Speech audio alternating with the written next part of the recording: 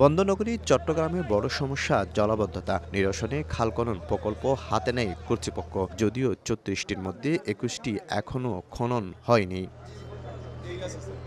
এর আগে নগরীর বিভিন্ন খাল পরিদর্শনে আসেন ৩ উপদেষ্টা। এবার ছুটে এলেন শিল্প এবং গৃহায়ন ও গণপূর্ত উপদেষ্টা আদিলুর রহমান খান।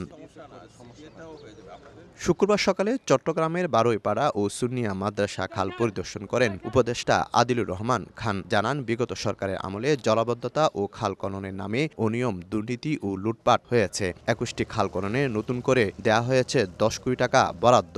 জলাবদ্ধতা এগুলির দিকে কোনো খোঁজ করা হয়নি, ব্যাপক লুটপাটের শিকার হয়েছিল।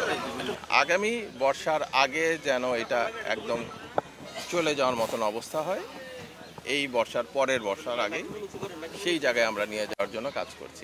এ সময় মেয়র জানান, প্রধান উপদেষ্টার তদারকিতে সরকারি সংস্থাগুলোর মধ্যে সমন্বয় তৈরি হয়েছে। আমাদের সাথে সিডিএ, পানি উন্নয়ন বোর্ড, ওয়াসা সহ অন্যান্য সেবা প্রদানকারী সংস্থাগুলো আছে, তাদের সাথে একটা সমন্বয় এর মাধ্যমে আমরা কাজ করছি। আমরা আশা করছি এই সমন্বয়ের মধ্যে দিয়ে আমরা একটা ভালো রেজাল্ট আশা করতে পারি।